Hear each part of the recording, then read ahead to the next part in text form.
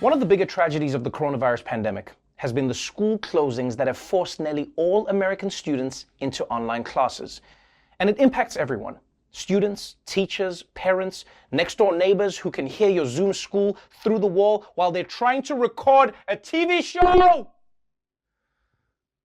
And after nearly a year of remote learning, President Biden has made reopening schools one of his top priorities.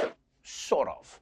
President Biden promised to have schools reopened in his first 100 days. I think it's time for schools to reopen safely.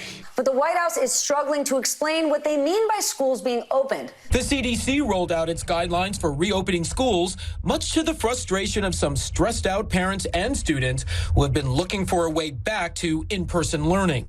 The CDC guidelines focus on 5 strategies for in-person learning, including universal mask wearing, physical distancing, hand washing, cleaning, and contact tracing. But the CDC also recommended full in-person learning return only in places where levels of community transmission are low.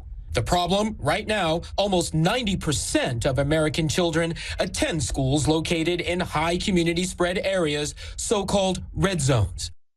Okay, it's good to finally have guidelines for how to open schools during a pandemic, but it's kind of discouraging that the guidelines are try not to have a pandemic in your area.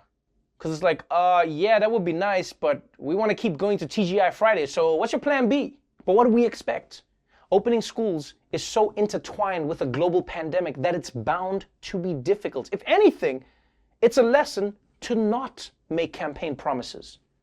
Because if schools can't open in his first 100 days, what's Biden going to do? He's going to have to wiggle his way out of this. I meant 100 business days. Then schools will be open. Although, obviously, no one should be inside the schools, but the doors will be unlocked, just like I promised. But Joe Biden is right. Safely reopening schools needs to be a priority. And you know that things are bad when even kids are complaining that schools are still closed. All across the country, students are facing unprecedented challenges. We're all really struggling. Basically, it sucks. I miss my friends, and I feel like I'm missing out on a big part of high school. I really only got to be in person for my freshman year. In the classroom, things are comfortable and easy, but at home, things are very difficult and intense. It's kind of hard to pay attention during class when you have to be in front of a screen almost the entire day. I need a break from my mom. I just need to go back to school. One second grader wrote this for an assignment on Martin Luther King Day. I have a dream. I want schools to open, but I can't do anything about it. Oh, that is so cute. Oh my God. But it's not the point of the assignment. D-. Read the instructions next time. I actually feel bad for these students. No child should have to spend 6 hours a day staring at a boring screen. That's what your 20s through your late 60s are for. But it is pretty weird to hear kids say that they want to go back to school. And then again, this pandemic has done that to everybody.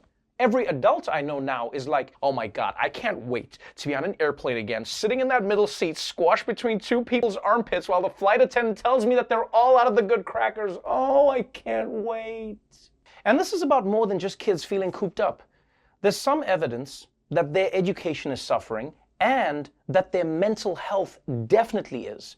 Kids are stressed out, they're depressed, and not to mention having them on the computer at home is incredibly disruptive for the parents who have to work. I mean, imagine presenting a sales meeting right when your kid's teacher is getting to the end of Charlotte's Web. So as you can see, third quarter projections are really... Wait, she dies?